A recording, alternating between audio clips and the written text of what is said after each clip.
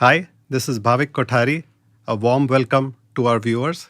So, viewers, welcome to yet another episode of the Willow podcast. Today, we are going to be talking to Coach CD about batting. So, this is going to be a really good deep dive on various aspects of batting. Um, and I'm very, very excited. But before we begin, let me give a brief about Willow Sports. So, Willow Sports is a premium customized cricket equipment platform. We are a global direct to consumer uh, cricket equipment company. We have built an algorithm that matches the player with the bat that works best for them. Please check us out at villowsports.com. That is www.vllow sports.com. So, Coach CD, let's begin. How are you doing this morning? It's been a real long drive, but yeah, the climate has compensated and the winter's in. So yeah, I think I'm all excited and ready to go. Yeah, and the season here in the US is kind of coming to the close. The 2024 season. Maybe your quick thoughts on. Yeah, it's Uh, been an honestly speaking, it's been a very fulfilling season in terms of what we have achieved as a unit. We've had some players transitioning out into college. We've also had some new additions to what we have to our program, and a couple of really young, exciting talents coming through. And as a coach, whenever I see young talent, I get excited. So that's something that I would say is the key takeaways from this season. Besides the team and Missouri as a whole developing, winning the Western Conference, St. Louis winning the AFCL, and the academy teams being champion in the 30 over and the 20 over championship. So those were the exciting things from this year. And of course, it's been a long, long time. There's a lot of work gone in over the past 3 years, and hopefully this will continue as we go ahead.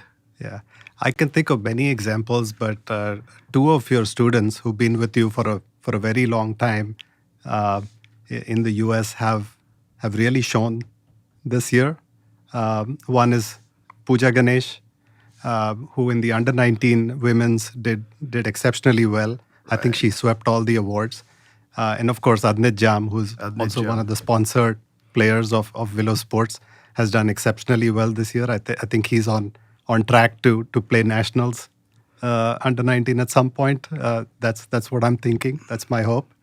Uh, Yeah, to be very, very honest, we were very happy for Pooja. She's one of those uh, kids who's a coach's delight, whose energy in the ground is always at top notch, who's always eager to learn new things. And she was struggling a bit at the beginning of the year, and like most cricketers, was going through a not so great phase. But she continued to work hard, and then was managed to pull it together. And as you rightly said, every award from the best batter, best wicket keeper to the MVP, and a couple of man of the match awards as well, is what she took away from the national championships. And we're hoping she makes it to the World Cup team, and she does well over there. Adnit Jam, yes, he's always been an MVP over the last few years, right from the junior category. He's continuing to show that growth, and more importantly, his hunger has been, I would say, a notch higher than it was before. And I guess his debut in the minor league and his self belief after hitting an ex test cricketer for a couple of crisply timed boundaries has taken a step up. His leadership is coming along nicely. And I look at him as a future US captain, besides also playing for the junior national team. That's awesome. That's awesome. So both Pooja and Adnit are batters. So Yeah, this is totally relevant to what we have to talk about. there you And go. both these students and in fact many others have been with you and training with you for a very long time. So um, as a parent and a cricket enthusiast, I wanted to dig deep into the topic of batting. In the previous episode, we talked a lot about your life, both as a player, as a coach, and we also, you know, kind of got an overview into various aspects of cricket and coaching. But I think going deeper into all, and we'll go deeper in many aspects of cricket, but today being batting. Um, I was thinking about like where to begin, and with your decades and decades of experience, uh, it all goes back to the nature versus nurture question. Are batters born, or can they be made? And of course, there's a little bit of both, or there's both aspects to it, and talent itself is not enough. So maybe that's a good place to start, and give your insights into what do you like to see in youth, or even in like players that have been playing for a long time, um, to not just see what the skill and potential is right now, but what the potential could be, 3 to 5 years from now. That's a very important question that you raised, Bhavik, and here's my honest opinion on it. Okay, uh, when a lot of people talk about natural ability, in short, natural ability is kinesthetic intelligence, or the ability of a body to do a particular skill in a quicker time frame than the others. That's what we call as natural ability, right? So now, your question of whether natural ability is the key, or can also batters be nurtured, right? So now here's what selectors, coaches, and stuff look for. Now, when you look at natural ability, you're looking at things like commitment. You're looking at things like fitness, natural athletic ability. You're looking at things like eagerness to learn, okay, fearlessness, okay. When you're looking at, this is where I call this the talent identification phase, and then you separate this and put it into a talent selection phase. How do you select the talent to ensure that he's going to the next phase? There you look for game sense, you look for street smarts, you look for leadership capabilities, you look for his attitude at times when things are not going his way, what attitude he's presenting. Because I firmly believe in the nurture versus nature debate that continuously happens, right? That can batters be born or not made. Every skill can be learnt. Every skill can be learnt. It's the ability of the individual to learn it faster than the others that determines how far he goes. Okay? So, in short, I would say learning itself is a skill. Right. Right? So, the learning itself is a skill. And you'd see that most successful people in all walks of life, irrespective of wherever they come from or whatever field they're doing, uh, 2 A's determine the third A, and I call it this. I say your first A is your attitude to whatever the job that you've taken up with, right? The second A is your aptitude. How quickly you're adjusting to the demands of that particular situation, how quickly you're learning, what's your recovery mechanism, how you're coming back. And this attitude and aptitude, they determine your altitude, or exactly how high or how low you go. Right. Right? So in this nature versus nurture debate, I would simply say, if you're looking at somebody with great attitude, you're looking at somebody who's fearless, somebody who's committed, somebody who's eager to learn, somebody who's creative. This is what something that I think, if they possess these inherent skills, the rest automatically happens, right? The rest is coachable. I would call it coachable. So that's very interesting. It almost feels like you focus more on some of the intangibles.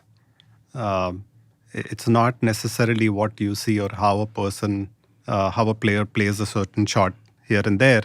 It's some of these other skills, and to roll everything into one, it's the learning agility that seems to matter the most, and that's what you're looking for in terms of how to judge a player's potential. Absolutely. 3, 5, Absolutely. 7 years Absolutely. from now. Learning potential for me is the key.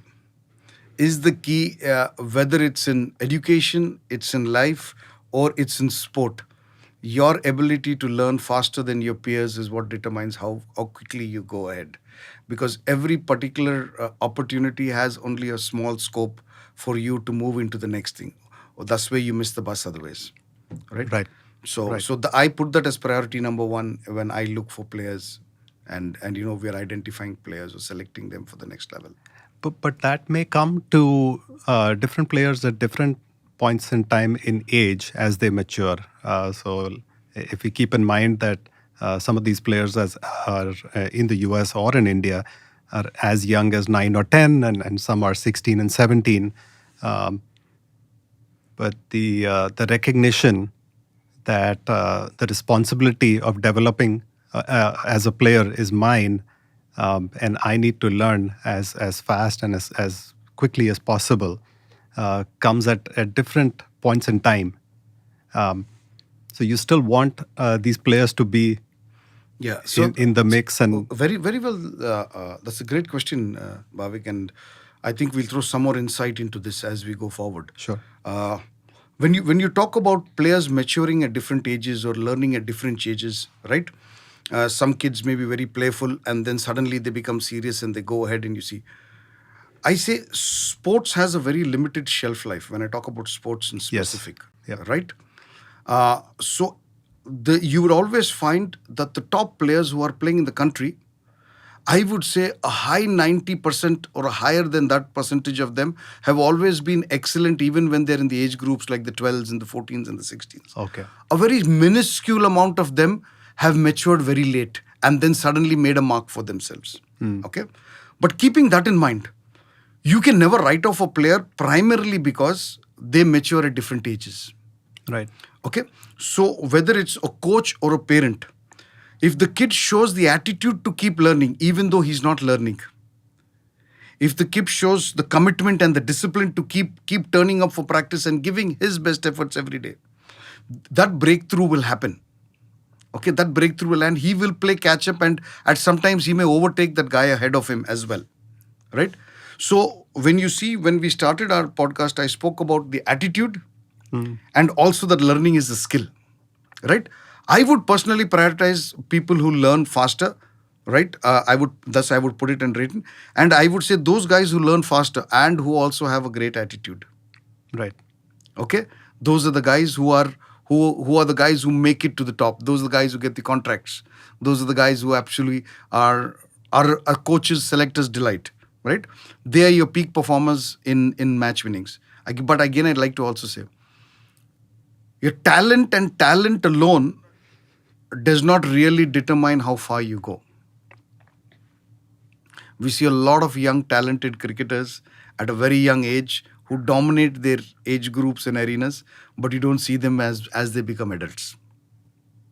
Right, because they are not able to keep up with the adaptation and the learning that has to happen There you go. at different stages in sports in general, but also cricket, and they're not able to adjust to it for whatever reason. So we're almost talking about the real talent here seems to be the attitude and the ability to recognize that I need to focus on continuous learning at a very young age. So those are the players that are likely to be higher potential Yeah. in future. What I personally see, Bhavik, is that a kid gets, let's say he's getting 30, 40 runs on a regular basis, and he's unable to, step up when a particular X type of bowler comes or a Y type of bowler comes. And it could be that he's good in a particular phase of his game. And then in general that they approach the challenge. And to a large extent, what I've noticed in my career is whenever they've approached the challenge and tried to do something different, in normality, your performance tends to come down a little because now you've added something new. It's something new to your game. Yep. But that is the phase. Like you take a step back and you stabilize. You reframe the way you want to play the game, both mentally and technically, and then you come back. Lot of the kids get lost in that phase when the game goes back. They go back to their old game. They want to stick there in that comfort zone that they've got. And those are the kids who really struggle to make the break to the next level. Not the guy who has gone back and assessed himself and is willing to take a few defeats for the betterment of his own learning, right? And that's where I think batting is something that You're always challenged because no two balls are the same. I simply repeat it. In any match, anywhere, no two balls are the same. Are the same. Right? It's either a ball holder, it's the surface holder, it's the condition holder, it's a different bowler. So everything is totally different. So that's the reason why the game is always adapting. You would see a man with played 100 tests and he still says he's still learning and he's still inquisitive to learn. Right? So Right. that's why I repeat, I'm prioritizing. Learning is the skill, moving forward, learning, and then adapting to that situation and taking the next step is what's going to get these batters to go where they want to go and achieve those high scores. And another key word here seems to be long term. I remember this was a few years back, but I clearly remember you mentioned for a batter to fully develop, it needs, I think you mentioned 7 to 13 years. So from an expectation standpoint, both for parents of youth players and also for players, it's important to recognize that this is a very, very long-term game, and there will be setbacks in the interim, and there'll be times when you've added certain aspects to your game, and that may not give you the near-term success, but those are the obstacles, or you have to still stick with things to be able to take leaps forward as they go along. Absolutely. So, keeping that in mind, the long-term development of a batter, the general consensus is that batters reach their peak when they're about 28 in their life. They've understood their game. They've had enough games under their belt, a lot of successes, a lot of failures. So they know what works and what does not work for them. On the other hand, bowlers mature around about the 24 to 26 age group, right? Fast bowlers, if we talk about, or even spinners for that matter. Is that more because of physical ability, or there is less variations in bowling and bowlers are able to? Yeah, so it's a great question. So I was coming to that, and bowling by nature to a large extent is a closed sport, and batting is an open sport. Now, what I mean by that, 95% of the bowling action is the same. It's your repeatable bowling action which you're repeating every time. Your run-up is almost similar, unless you really want to change it up. Your landing, your loading, your back foot, your front foot, just the change happens somewhere between the shoulder and the release point.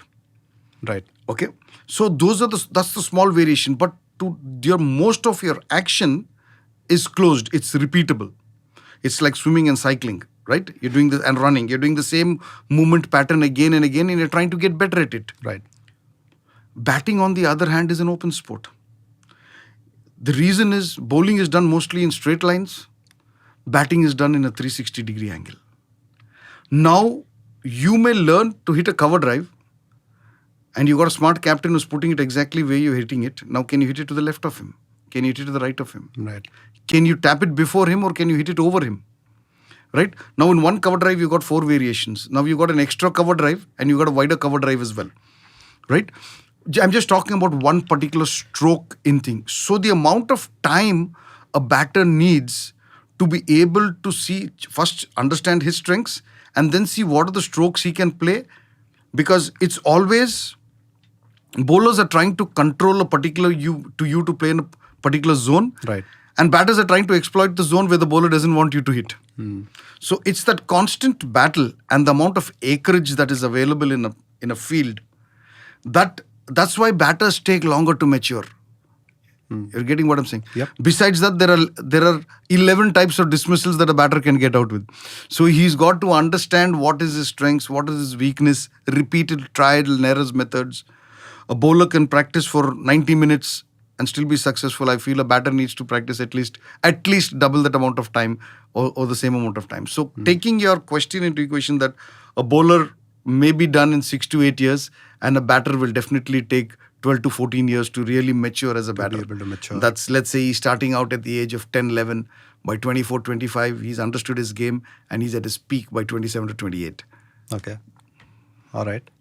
So let's start from the very beginning. Were you trying to organize a session with a bunch of students? Okay. 2 things I'd like to to talk about there. One is the environment, but also the structure of the practice, taking like a typical week. Um, so I tend to believe that coach shapes the environment, and the environment shapes The player. the player. Um, so maybe elaborate on that and your thoughts there. What kind of environment would you like to set up?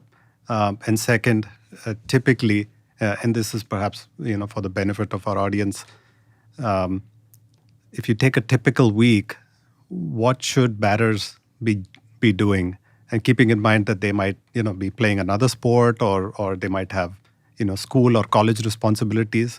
So what's like an optimal training schedule? Okay, a long drawn question. I'll try to answer. I'll try to answer most of it. But very honestly, I think when a coach is setting up his structure, or an academy has their structure in place, my important question is: are they involving the player in that particular process? Right. If you talk, because the player at the end of the day is responsible for what he's going to do. Right. A very dear friend of mine used to say that the player is the CEO of his own journey. Yeah, I don't mean to interject here, but I firmly believe it goes back to what you mentioned, I think, in the previous podcast too, that the coach's job is like a street light, shedding light, and it's up to the student to come in and study Absolutely. beneath it. The responsibility, going back to your point, is like the responsibility of having the ownership of their own development and their journey lies still with the player, not necessarily with the coach. The coach is just a facilitator. Sorry. I totally agree with what you said. So that's the reason why when a program is made or a program is structured, it's of prime or utmost importance, I say, to include the player in that particular discussion when the program is being structured. Right? His inputs are even more vital than the inputs of the coach at the time when the player is there. Okay. So one, you've got to have a clear program which is athlete centered, which has the athlete's inputs into it. So the first program that should be there. Second is, you can't have one program for 4 people. It's got to be individualized. Right? Each batsman has his own strengths, has his own weaknesses that he needs to work on at different times. Each batter is playing in a different tournament at different times. So he also needs to be in a different state of readiness at different times. So the program has to be individualized. Number 2. Number 3, and I think this is one of the most important things. Any program that is not a high energy and does not involve a lot of unstructured practice, any program is not growing the kid. So there's a difference between, why I say this is, there's a difference between structured practice where a kid is doing something over there, and there is also a difference between unstructured practice where the brain is activated a little more. Now, I'll throw a little more light on this. Sure. When we say unstructured practice, we say structured practice. Let's say, for example, today the kid is coming in to work on his square cut. Okay. He's got a skill session and he wants to develop a square cut. And he's hitting the square cuts and the coach is feeding him, or there's somebody feeding him the X number of balls, and he's keep hitting it. He's getting better at that particular square cut. In an unstructured practice, the kid has the option to hit the square cut, but if he feels he wants to leave that ball alone, he also has that option as well. Right? Or if he wants to take his foot across and pull it to mid-wicket, he also has that options as well. Now, why is this important? In a match, when you go into an actual performance scenario, you hit one square cut and you hit it well, the captain's going to place a fielder there. Yeah. The fielder may hit the second square cut, and then he may decide, like, oh, these guys are trying to get me out. I need to either leave it alone, or I need to get inside the line and play it somewhere else. Right? Or I may just try to punch it down the ground. Now, this unstructured practice is where the inputs from the coaches are minimized and the player starts thinking actively. So you don't want every session going in there where there is somebody in your ear. You also want sessions where you are talking to yourself. Right? You're making the decisions. And I believe that's where the actual learning takes place. Most programs are either all coach centered where the coach controls the session, and I believe a mix of coach controlled sessions and player controlled sessions are very, very important for the growth of, especially for the growth of the younger kids, right? As you get higher up the chain, the player tells you what he wants, and the coach just organizes what they want, right? So coming back to your question of what an ideal weekly scenario should look like, okay? uh, Generally you want to have at least two skill sessions where you're working on a specific skill. You choose one skill, you go work at it for a couple of hours. You are definitely going to get better at that skill rather than going into that and trying five skills and make it fancy. Okay? I am a firm believer that you pick a skill, you go there, you execute that skill, you get better at it, you get an assessment, take a break, go back, redo the things. Okay? So that should be a part of your program twice a week. Okay? The player chooses the skill after discussion with the coach. He says, "This is what I think I need to improve," and he goes back. Then you have your combined team practices where you get to play with different players, you get to test yourself out against different bowling, different oppositions, and you get into a team environment, right, where the action is a little more quicker, where the focus is not all on you, right, but at the same time it allows you to think, it allows you to face different bowlers, right? So, and at the end of the week, if a player can play two matches every week, either a match simulation or a match, I'm talking about the younger kids. Right. And this is where I say the Bombay people are blessed a little bit. Coming from there back in India, I think they are able to play at least three, if not four match days a week, as in school cricket and various tournaments and stuff over Wow. there. Right? So their learnings that happen on the ground, or their ability to quickly assess and move on to the next game also, and at the same time ensure that they are putting in particular aspects of their game and trying it out in enough matches before the season actually commences, right? So if I have to put it in short, structured practice along with unstructured practice, skill sessions along with group sessions, and ensuring that the kid gets at least one match simulation and one match a week. Okay, that should be the base ethos of the batting concept. I'm not talking about if he's an all-rounder, if he's where the fitness component comes into play. I'm not even brushing up on that particular part.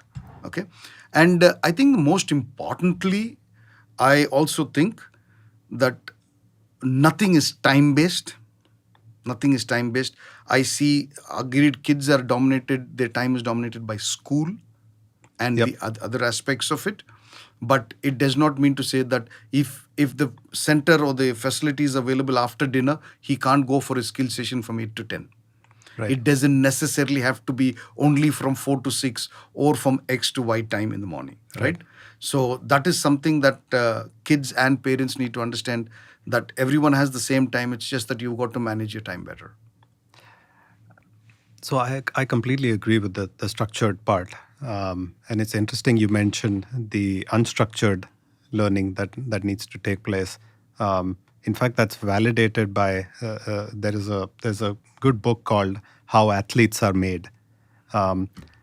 They touch on various sports, so not just cricket, but they mentioned a suburb in Paris where a lot of football players came from. So these are soccer players came from, and they did a lot more deeper study into why that was the case. What was so special about this place? And it wasn't like the greatest of neighborhood with the greatest of coaches or whatever.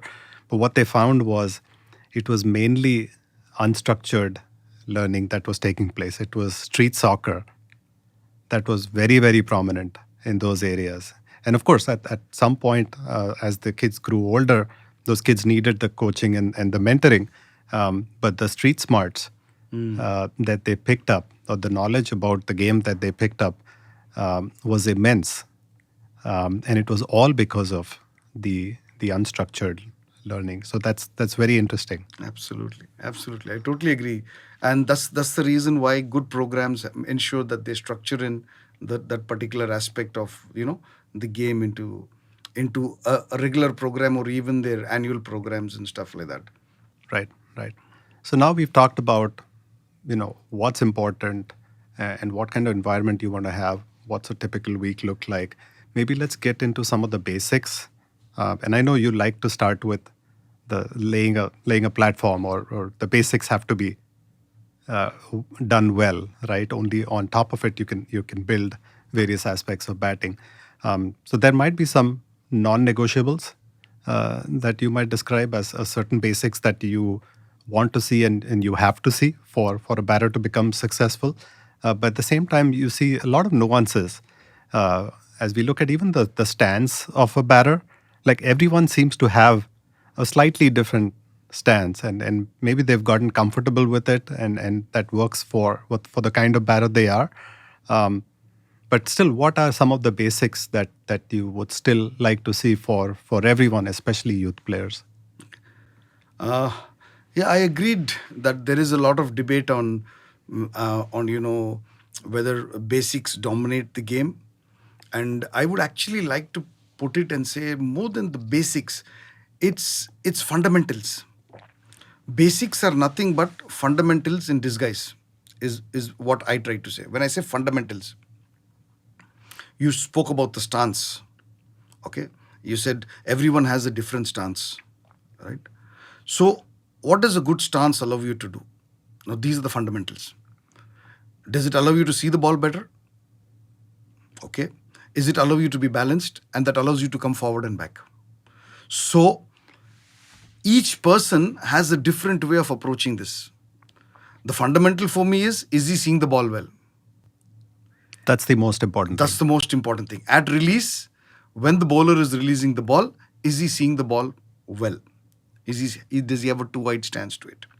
Okay. How Can he see it with two eyes? So what that would his be the depth perception and okay his 3D imaging both are on cue, right?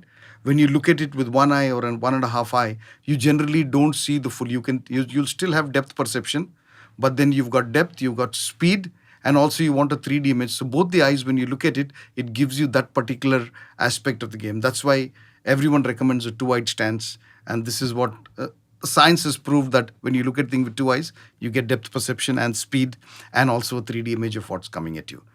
So that's non-negotiable, right? The second thing is what I say, balance.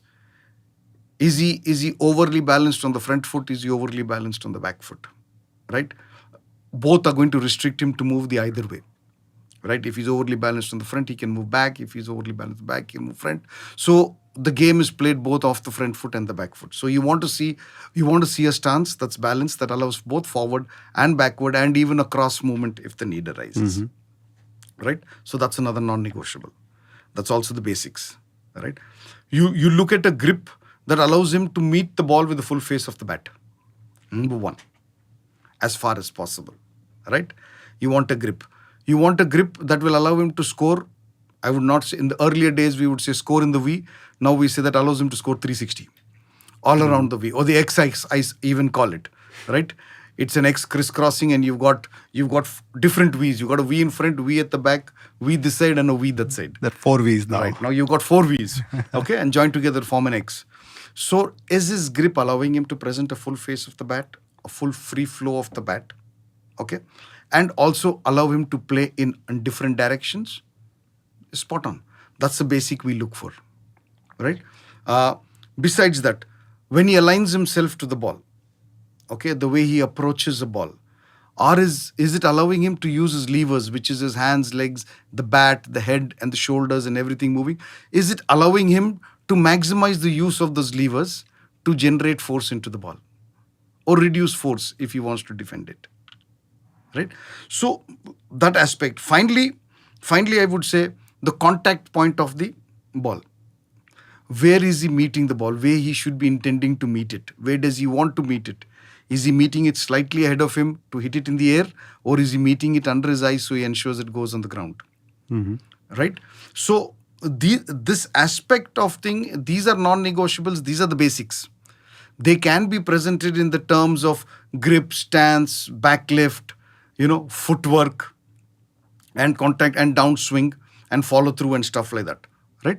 But these fundamentals, if a batsman achieves these fundamentals, where he's able to, as I repeat again, see the ball properly, he's got good balance moving back and forward, he's aligning himself well to the ball, he's able to use his levers very well, and he's balanced, he's moving from a balanced position to again another balanced position when he's executing his strokes.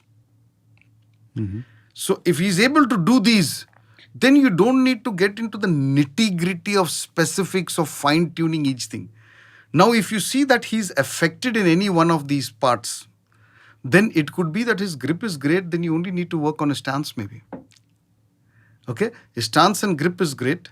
Okay? It should be the way it is, as per the book, what it says. Then maybe you need to work on his backlift, which is causing him to get unbalanced. Right? So, this is how a coach or a player or a parent who's looking after the kid, they should approach it. Right? And I simply say that basics always start from the base up. Yep. From the base up, right? So start looking at his feet and then go up towards his head and see if the positions are aligned the way you wanted them to be aligned. And that should give you the maximum or the quicker learning, or I would say the output that you're looking for much quicker than what the others are getting. Right. So look for those basics and make sure that they're all done consistently well.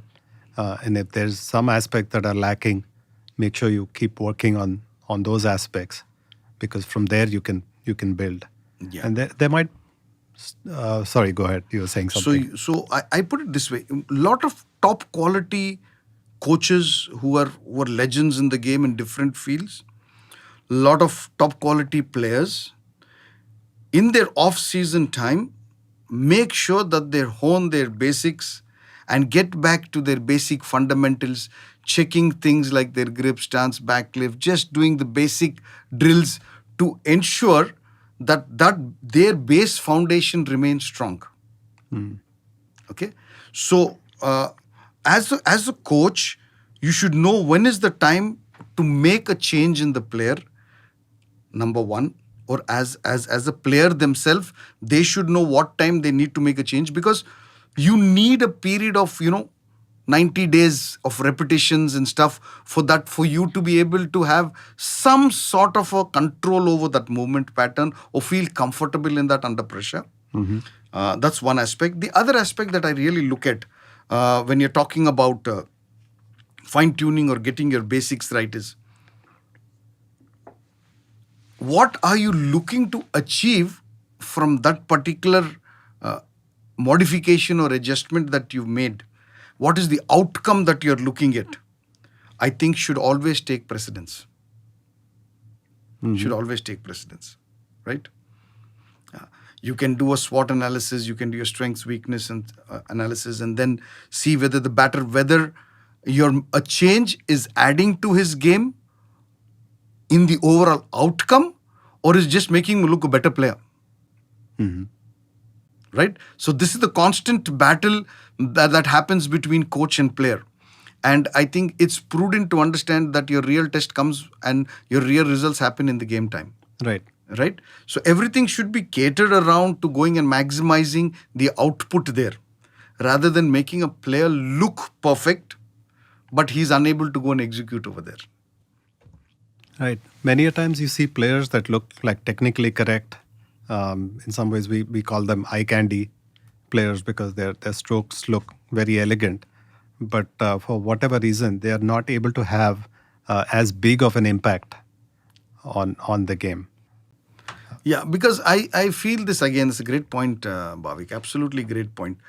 If you look at a Rishabh Pant or if you look at a Saurav Ganguly, both totally different players, both left-handers. Okay, both exceedingly well players. Each has got their particular scoring zones.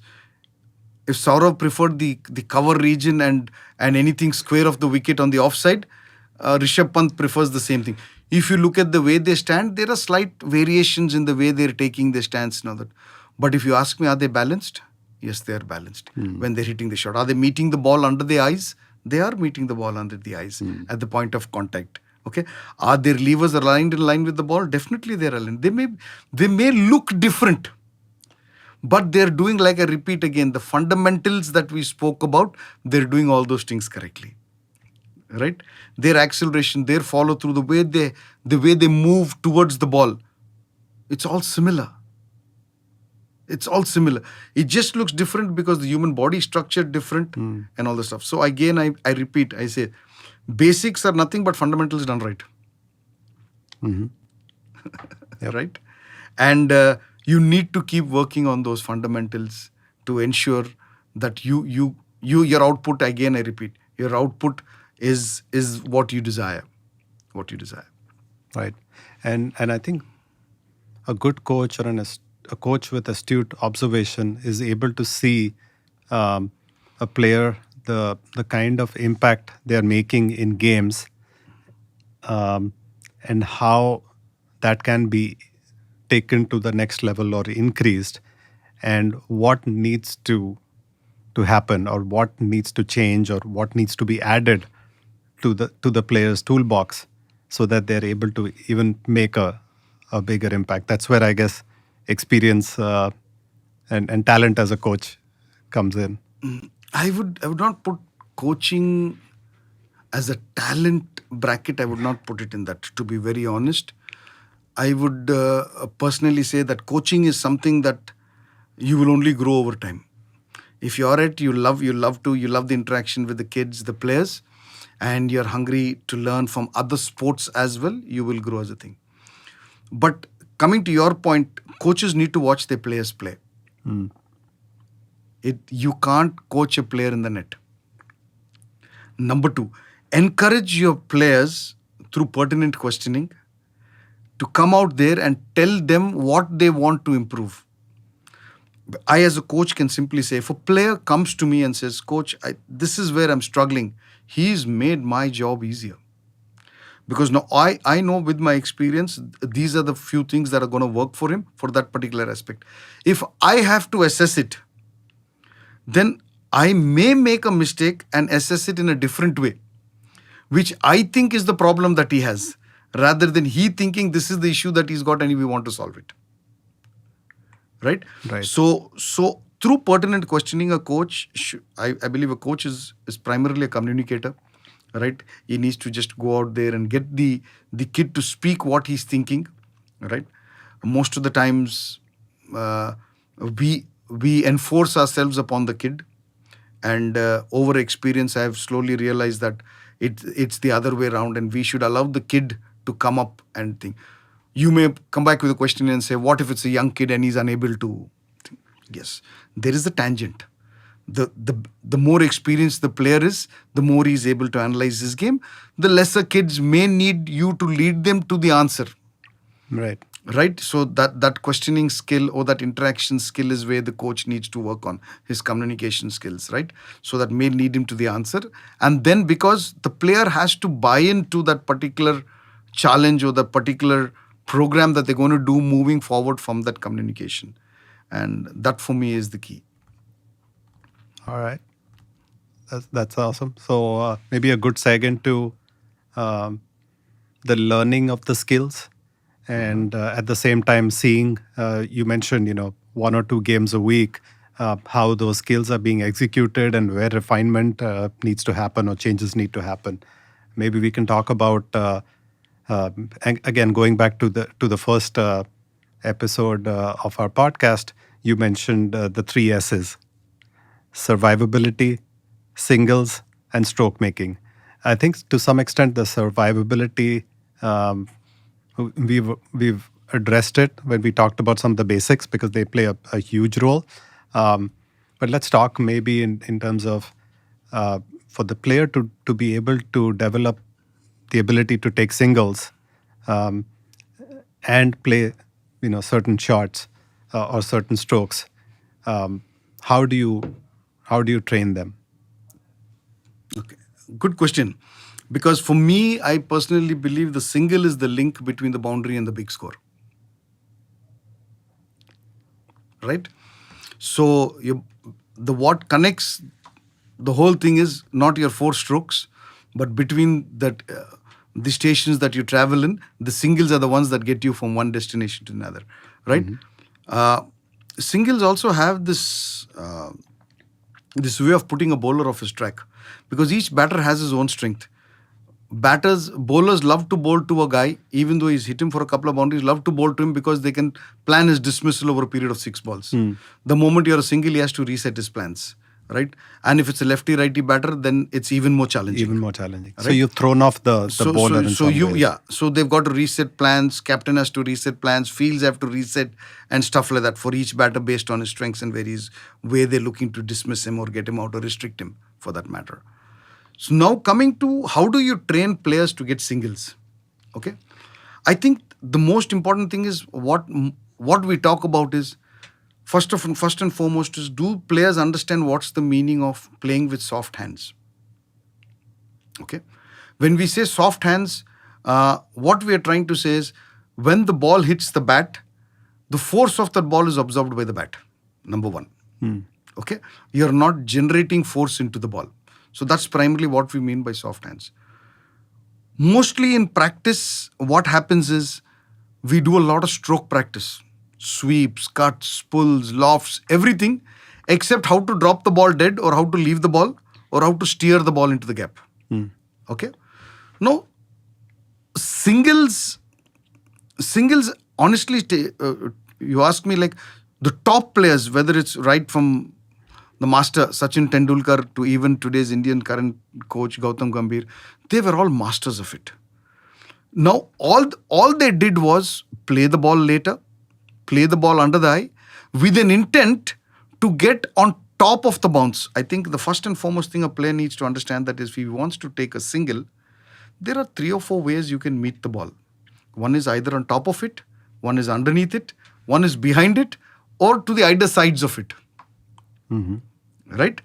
So when you have these 5 options, top, bottom, behind, and to the left and the right of the ball, you have these 5 options. You have to use these 5 options to be able to put the ball where there is nobody there so that you can get the single. Now, you may get inside the line of the ball and hit it towards its inner side with a soft hand, or tap it in a gap which is there, or you may need to get to the outer side and play it this side on the other side of it to get there. You may need to really get on top of the ball, drop it at your feet so your non-striker can reach to this end, right? Or you may need to just chip it over the infield so that it goes there so that you can get a single. Now, as a coach, as a player, we should spend a little time explaining these 5 aspects of what they can do, most importantly, and practice that. My thing is, we don't practice singles. We don't practice singles. The easiest way to do it is have particular set fields, have particular set zones, and ask players to play it there and let the ball finish into that zone. Right? I've read it somewhere, I can't recollect at this moment, but it was said that on a wet pitch, when a batter plays, okay, one of the legendary cricketers was playing wet pitch, he tried to play back each ball, especially when he was playing on the front foot, back into the same spot from where the ball arrived. For example, if the ball is falling over pitch and he's getting on top of the ball, he wants that angle of incidence and deflection to be the same. So it's coming up and going back into the same spot, right? So after pitching, it's coming up and it's going back. So what is causing that is he's always on top of the ball, number one. So the ball doesn't travel because it's going back to the ground, it doesn't travel. When a ball doesn't travel to the fielder, it gives more time for the batters to cross over. To take single. The moment the ball travels to the fielder, you have reduced his running time and also reduced the time that you have to cross over. Okay, so the art of taking a single is primarily, not only does it require practice, it requires you to play as late as possible. Okay, play everything under your eye. Try to meet the ball in line absolutely after it has crossed your front and you meet it here. That's the spot where the most singles are available. Okay, use of feet. Players, when they're playing spin, everyone's ready to slog the ball, sweep it or cut it, okay, or they're waiting for the juicy half volley. But good players are able to use their feet not to hit the ball. They're able to also use the feet to go out and push it in the gaps, right? So now that is a practice. You create a gap, ask the player to step out, go just tap it gently into that gap, get inside the line, change the gap, ask him to cover the line a little bit and put it into this gap. So with that, he'll be able to play around with the field. Okay. I do remember a Ranji Trophy game we were playing against Delhi, and they had a couple of players like Bhaskar Pillai and who were really top domestic legends, and Ajay Sharma were there, and we've had a couple of spinners operating from both ends, and they would very, very tactfully just hit a couple of hard hits. The moment the fielders stop charging in towards the ball, drop it and run the singles. The moment those guys would start coming in, and again chip it over them, again push them back. So literally, and we were fielding there for about a better part of the whole day. And you could see that the way they were manipulating the field and getting the fielder in and pushing him out, right? But again, that has all come from hours and hours and hours of single taking practice, right? So that's my advice to youngsters. Besides your hit, if you want the big score, the link is the single between the boundary and the big score. Go there and, practice that single taking. I also think that the ability to take singles in a way helps survivability. And the reason I say that is because when players are really good at being able to manipulate the field and take singles, they're not pressurized by the required run rate or being able to reach a target score where they feel like they have to do something uncanny. And typically what ends up happening is one tends to get out of playing the wrong shot or falling into the trap of the bowler setup as you described. Absolutely. The great Sunil Gavaskar says, the safest place for a batsman in a match is at the non-striker's end. So a single helps you get there. Right. Right? So yeah. So if you're looking to continue to stay there, do work on your singles. Right. And I also agree from very little that I've seen, coaching and the cricketing environment in the US, it seems like a lot of focus is on the stroke play. Whether it's cuts or pulls or drives. And you see a lot of batters playing with hard hands. And they might even hit it well and play a good shot. But if it ends up in the fielder's hands and it's a dot ball, it really doesn't help the player's cause or the team's cause. So I focus totally on the agree with singles, that. I think, is the key Focus on here. the singles is the key there, right? If you look at T20 scores as well, which is causing actually batters to only practice hitting the ball. Yeah. If you see a 180, 200 score, 80 to 85 of those runs are scored in singles and doubles. The other 100 come from boundaries, right? So that's why I said it's the link. It's the link. It's the link. Yeah. Right? If you don't have that link, you're stuck at one end. And if he's not giving you boundary balls, you're going to fall to his plans. Right. Right? So a good team environment, even in a T20 game, says a single of a good ball is a good outcome. Ensure you hit the bad balls to the boundary. Right. Right? That's how you get optimal So that's results. so even in a T20 game, an opposition is ready to give you a single. Right? But think of it from a bowler's standpoint. He's there. Okay, you have taken 3 singles off his thing and he's frustrated and he's going to try something different. Right? And that's where your boundary is going to present itself. Right. Right? So yeah, so do work on them. That makes a lot of sense. So, and you mentioned T20, so this is a good seg into players' development. I'm pretty sure the way players were being coached and developed, 15, 20 years back is very different or,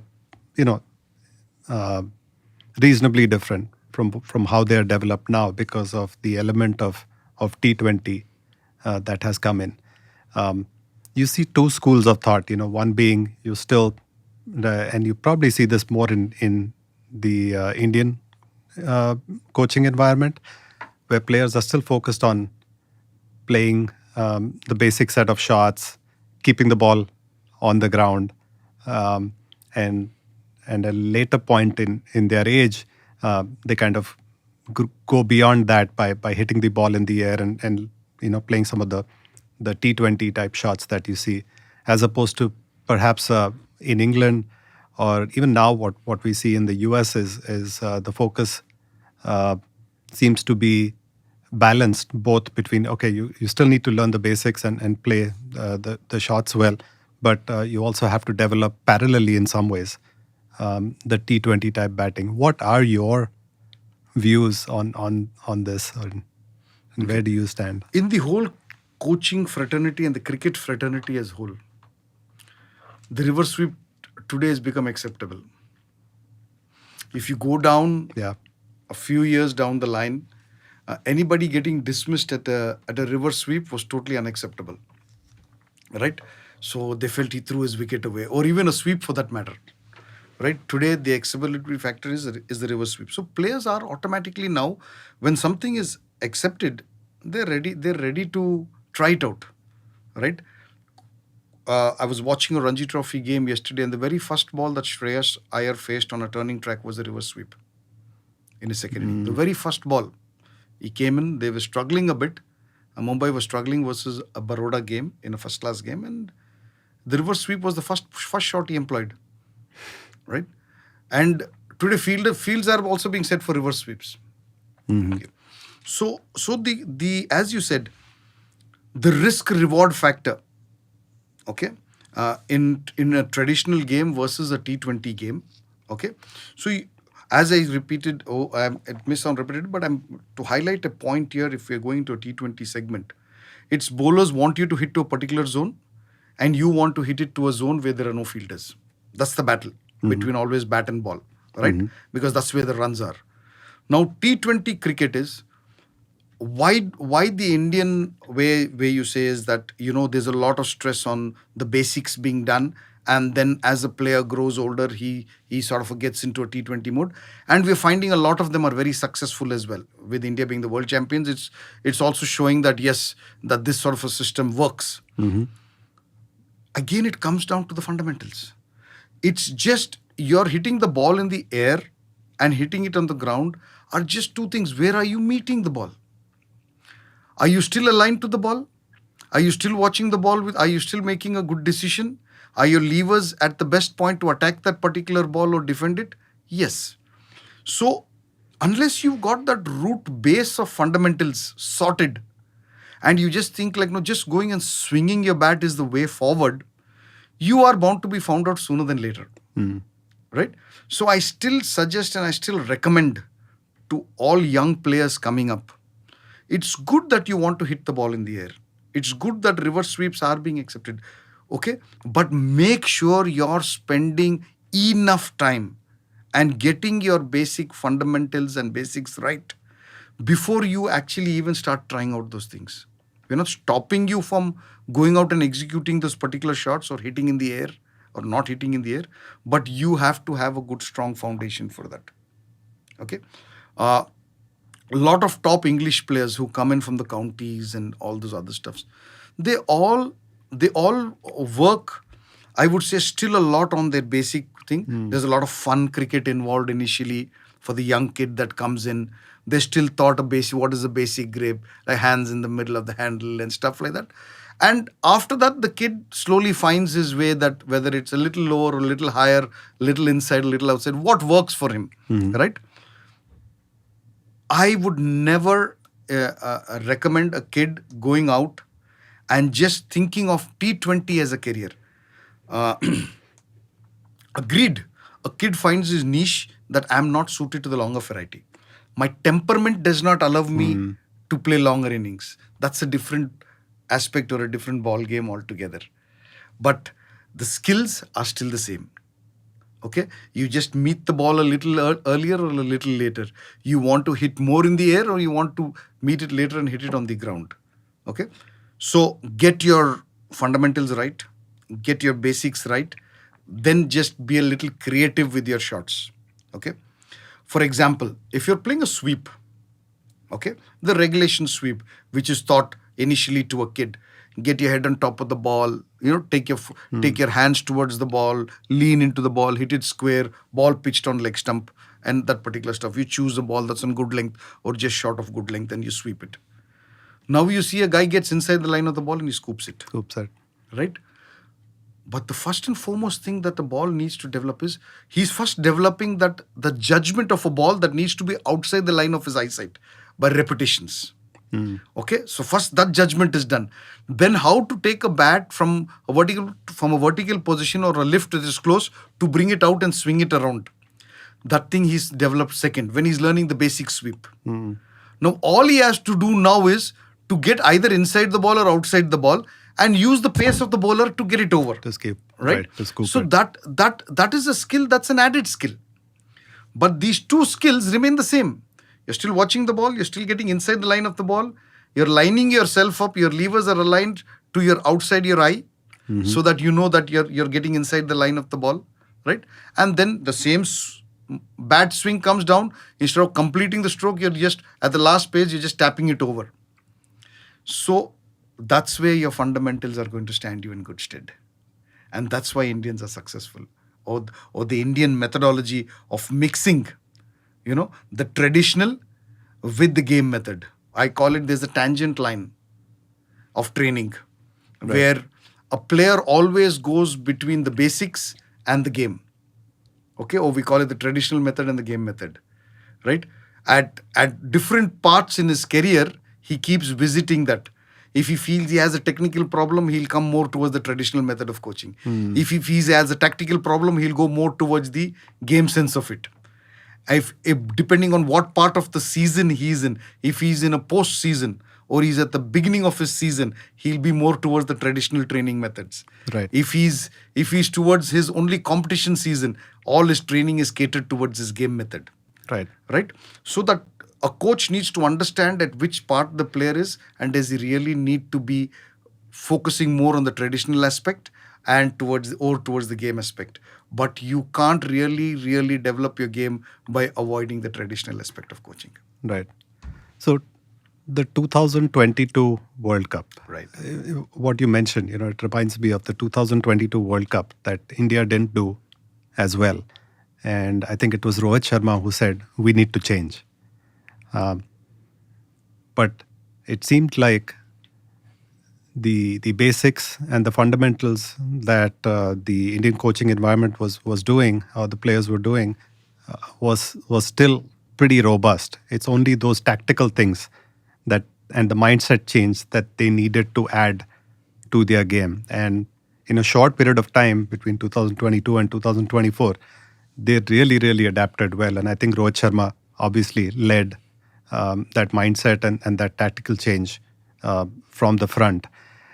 And now with the new coach and new players coming in to the T20 format, it seems like they have taken things even to the next level. If you see how Abhishek Sharma bats or Rishabh Pant and others, it's still so exciting, even the T20 format, because things seem to be evolving at a still pretty rapid pace, even though the game has or the format has existed for a fairly long time now. So if you take Abhishek Sharma, I know I did a camp with him, an under-16 national camp a long time back, and he was primarily a very good left-arm spinner who could bat. Very elegant lefty batter, I would say. Okay, and this guy would, be somebody who would time the ball, hit it along the ground, graft it for singles, use his feet for ones and twos, would really hit in the air as a youngster. Now, as he developed as a player and the needs of the game arose and he got his strength up, then he got his mindsets. And then you learn from your peers. I believe the best learning happens from your peers. You go into a team and you're given a role and you can see somebody in front of you executing that role, and you have a mentor who's encouraging you to do that. And then we've seen what Abhishek Sharma is capable of now, right?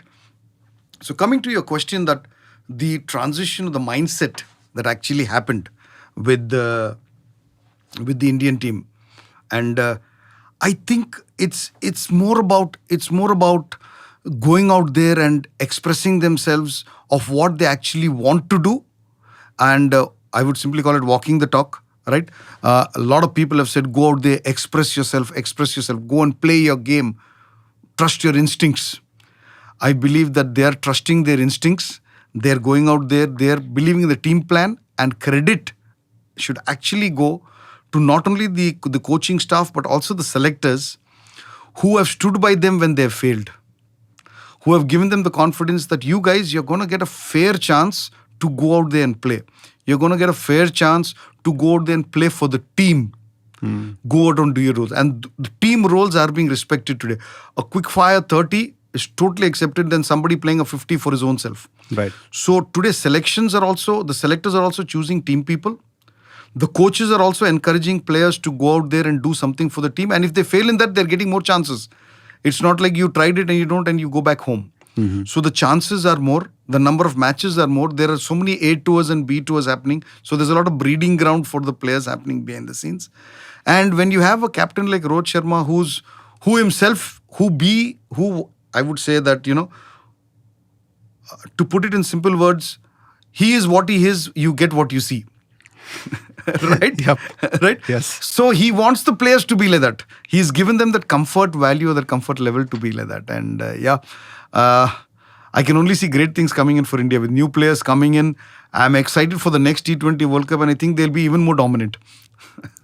It does seem like that. So I wasn't super optimistic to be honest, on this 2024 World Cup, because I still thought that India would play the way they do.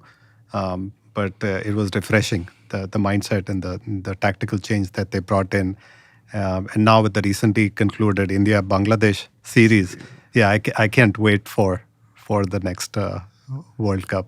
So, Coach, this has been a great session. One last thing I want to talk about, which I think is still very, very important. And we're not going to get through in one single podcast like every aspect or everything about batting, and neither that's the goal here. We wanted to mainly talk about the basics and the key principles that players, coaches, parents, if they can follow, they'll see players achieving, some level of success and improvement. But I think that the physical development that needs to happen parallelly with the skill development and the experience, and sometimes doesn't get as much attention as it should, even though it's as important. Because at the end of the day, it's the hardware, the software sending the message to the hardware, and the hardware executing it. And so, what are your views on some of the key things that you think players should focus on and consistently follow, so that they're able to execute the skills to their potential? Okay. A very pertinent question. A lot of kids, they're ready to bat for 2 hours in the net. The moment you ask them to take a few laps of the ground or to go and see a trainer, they're definitely not as willing. Okay, that's why trainers are not really popular with the players. Yes, but they play a very important role. Yeah. Right. I think a transition in the Indian team came about where Kohli brought in a fitness regime. He set some particular norms. A lot of good players missed out because Rohit Sharma himself being one of them, who could not make it because he did not follow that fitness schedule, or he did not qualify the particular test. I was recently involved in the US Under-19 Western Regional Yo-Yo tests, and I was sad to see that 6 young kids failed a basic where they said 16.1 is the qualifying time, and which should be a norm for an under-19 kid to easily go past it. To see 6 kids not qualify there is challenging. It's a wake-up call. It's a wake-up call that the sport is now no more a gentleman's sport played on a lazy Sunday afternoon, right? It's become fitter. The players have become machines, right? You are seeing that the speed between the wickets has increased. The fielding has absolutely taken on astronomical. People are supermen now. You see them flying and taking catches, Yeah. right? If you don't work on your fitness, trust me, at the end of the day, you have two guys with the same game. You have two guys similar mindsets, two guys in a similar role. The fitter guy will always get selected. Right? That itself is an eye-opening thing for the parents to understand. Fitness by itself is a speciality. You can't say today I'll go for a jog, or tomorrow I'll run 100 meters, a day after I lift weights. Okay? I would totally recommend, see a professional. At a young age, see a professional. He will look after your training, whether it's your endurance training, your strength, your flexibility, your agility. Okay? He will look into your reaction training, your explosiveness. They are guys who are catered to train you. They are the guys who know what it is you need to do at which part of your journey you are at the moment, or which part of the season you are at the moment. Right? So if you want to do it all yourself, or just, I would say that if you don't feel inclined to go out and see a trainer because it may cost you a few dollars, right?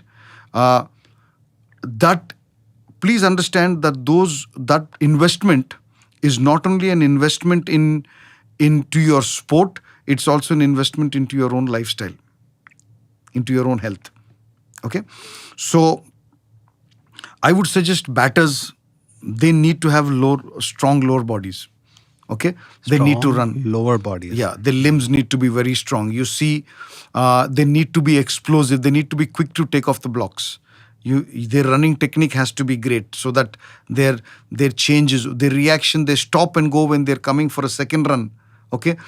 If you actually see two batters, you will see that if you put them in a straight line race, they will almost have similar times. But you will see a guy who has the agility, the guy who stops and turns. When you see them for 2 runs or 3 runs, the same amount of distance, even though the distance is the same, you will find that there's a vast contrast in them. Now that comes down to strength training. Okay? Strength training is a myth. There's a difference between strength training and weightlifting. A lot of young kids don't get into strength training or don't go to see a strength trainer because there's a grandma's myth that said you'll become small or you won't grow. Right? I agreed, if you're doing weightlifting or you're doing bodybuilding, it's a totally different aspect to it. There's a difference between training, functional training, which I call it, training for function, and there's a difference between saying training for fitness. Okay? Now, a trainer who knows the sport, who understands the movement that's in your particular sport, will train you in that particular way. That's called functional training. Okay?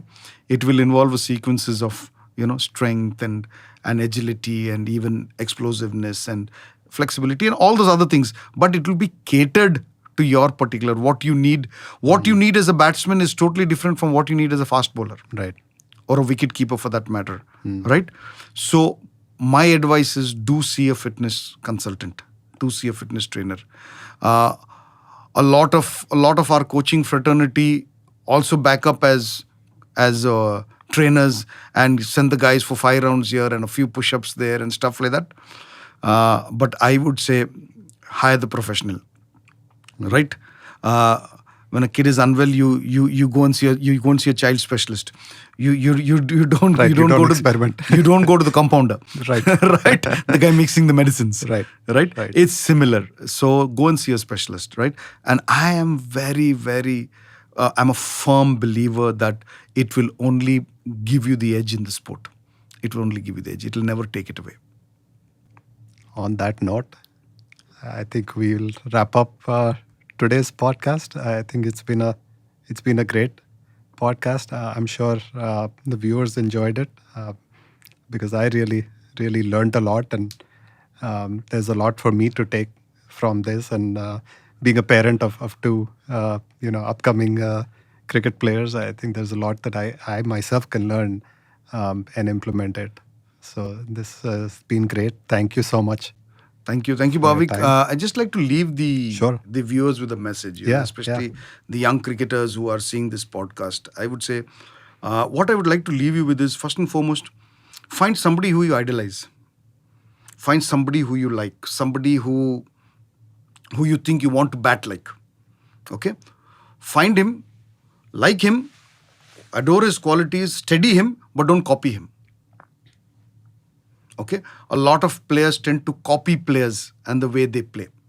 Okay, so when I say idolize him, I mean, what I mean to say is that when you observe a player, see how he meets the ball. Okay, see how he prepares himself before he plays the ball. Check out his pre-ball routines, his post-ball routines, which I think is the key that every batter has control. Do you have control of your pre-ball routine? Okay, I'd like to touch upon this topic if you don't mind, Sure, Bhavik. yeah. Because the key here is that when you're in control pre-ball, most likely your reactions at the time is going to be spot on. Right. Okay, so don't hurry, don't rush, don't slow down, don't be in slow motion. Just understand your pre-ball routine, observe their pre-ball routines. Okay, number 2, besides finding an idol, also understand that failures are a part of your game. Don't over analyze your failures to such an extent that it paralyzes you. All right. Number 3, when you go into a game, have you done your preparation not only physically, technically, but mentally as well? Have you done your mental preparation for the game? Have you gone out there and done that? Right. Last and foremost, go out there to start out a game with zero expectations from what you want to get there. Don't go out adding pressure to what you want to what's the outcome that you want. Right? Go out there. It's a one ball at a time. Batting is nothing but one ball game. You play one ball and you play the next ball and you repeat that process. Right? So I would suggest that thing. Go out there and just master how to play that one ball. Prepare for that one ball. Give it your best response. And then you will find that the results are slowly starting to go your way.